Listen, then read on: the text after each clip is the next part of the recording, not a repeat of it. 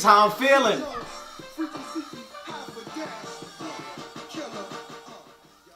That's it. That's all I could give y'all. I don't know, I don't know copyright laws. Listen, this is your host, Wayne Stephen, and welcome to the first episode of the Productive Inactivity podcast.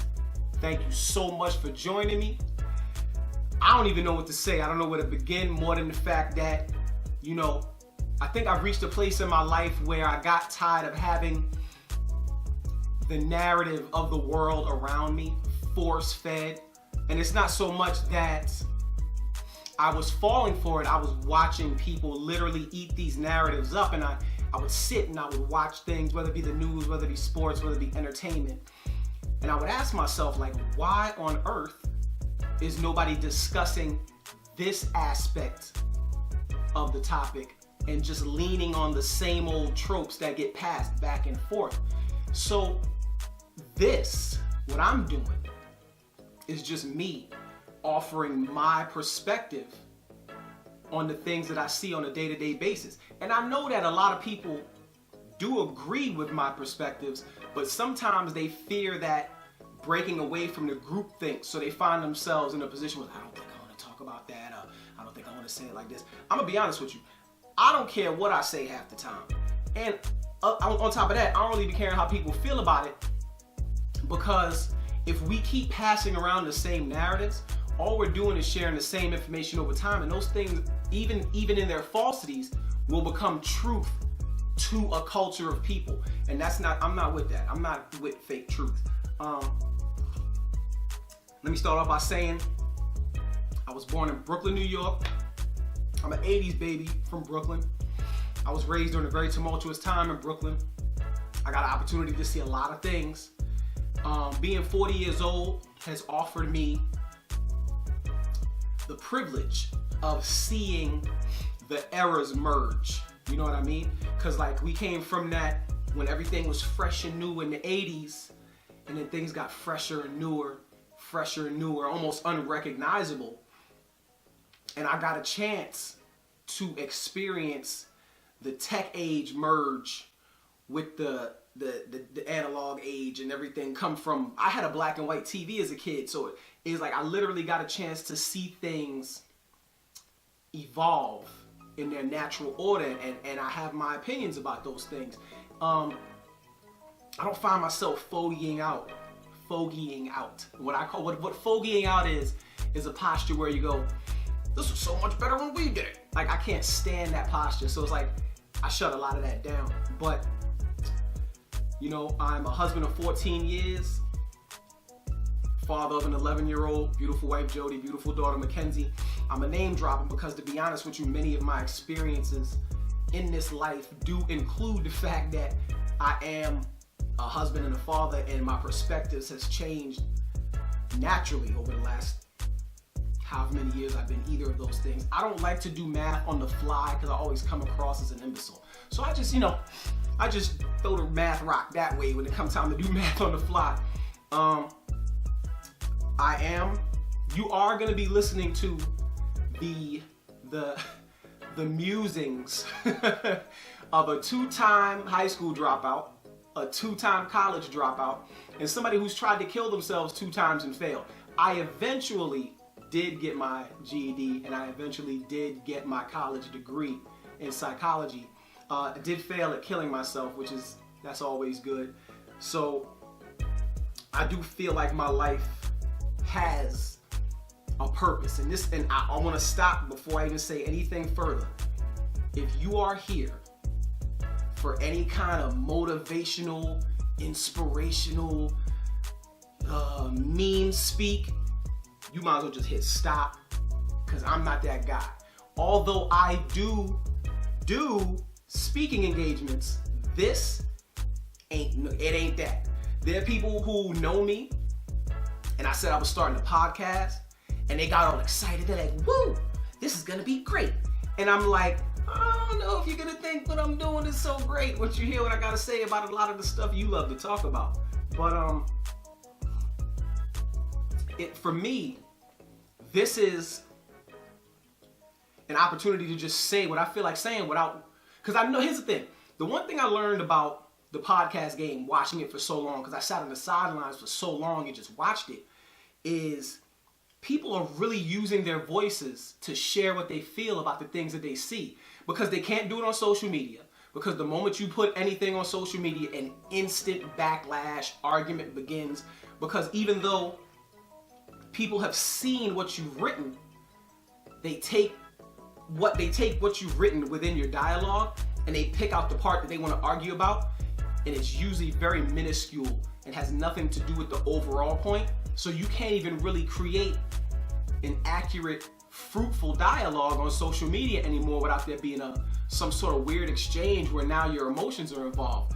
But when you put your voice or your image someplace, people have the opportunity to really digest what you're saying. And that's what I enjoyed about the podcast game. But the one thing that made me wait so long was the fact that I had to ask myself, excuse me, that was a belch, but it was a silent one, I think. I just know that's going to come across weird. But anyway, one of the things that made me sit on the sidelines for so long as far as the podcast game is concerned is the fact that I had to ask myself, like, what are you going to do and say and offer that's going to be different than what everybody else is doing? It's like, man, that's a dumb question, because there's only one of you. There may be people who do have varying opinions, but there's only one Wayne Stephen. So, actually there's two. I'm named after my dad.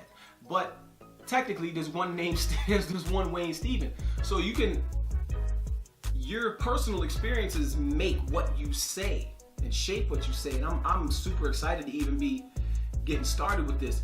The topics of many of my discussions, they're gonna range, like from sports, music, movies, any other form of entertainment, politics, briefly. I don't talk policy, I talk what we see in politics. Totally different. You're not gonna get me on here talking about, did you know that Congress met today at 3:30 and they discussed the new environmental blah blah blah blah blah blah blah, and the liberals and the Republicans. Forget all that. That's trash. I can't stand couch incumbents. They get on my nerves. Like I can't stand listening to those people talk, because outside of that realm they literally have nothing to discuss, and that's not who I am. I discuss everything in depth. I'll be discussing marriage, relationships, parenting, like the things that make us common day to day and that weave us as a society. Those are the things I'm going to discuss, because those are the things we live the most. But you would almost think we don't live those things the most, the way that people respond so quickly to things that incense them. And I just find it very strange.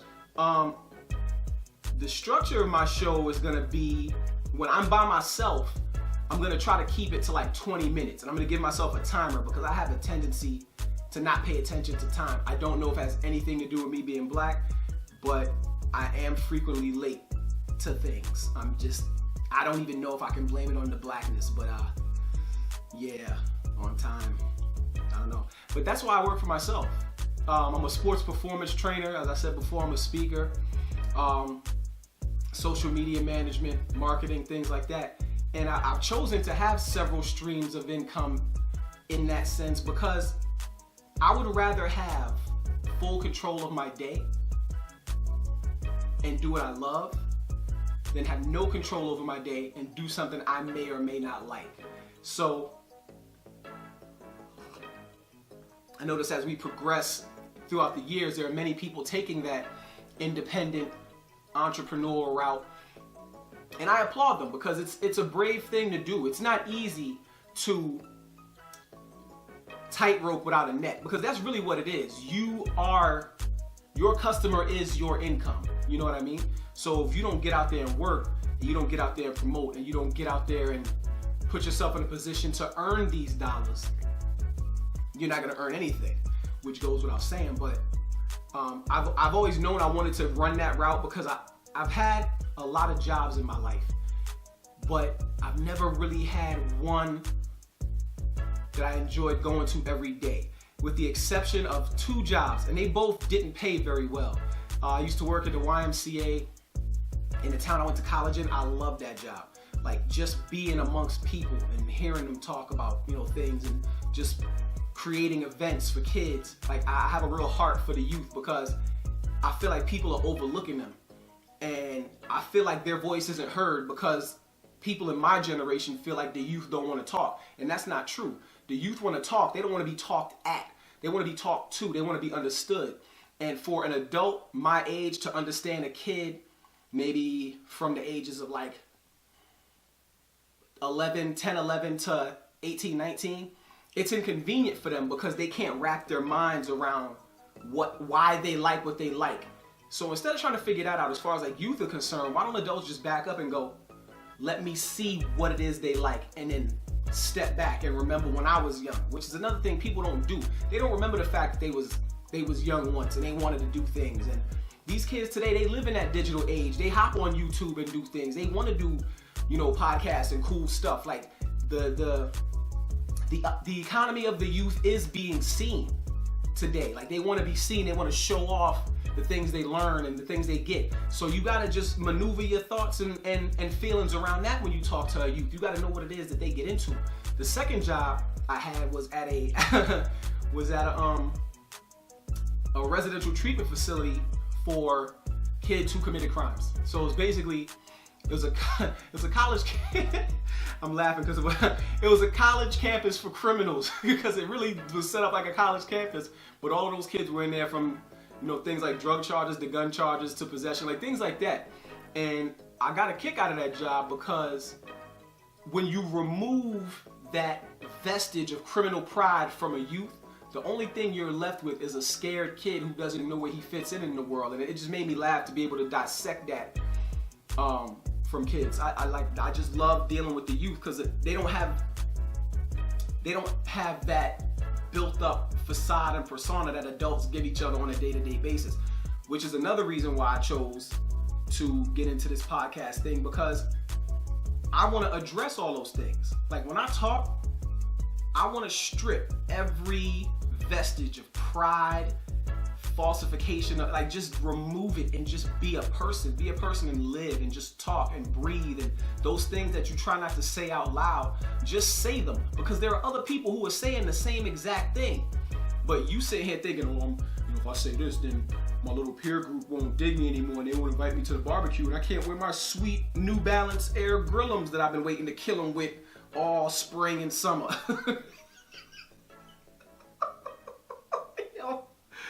Oh my goodness, adults dress so goofy. It's hilarious to me. But anyway, this is the kind of stuff you have to deal with.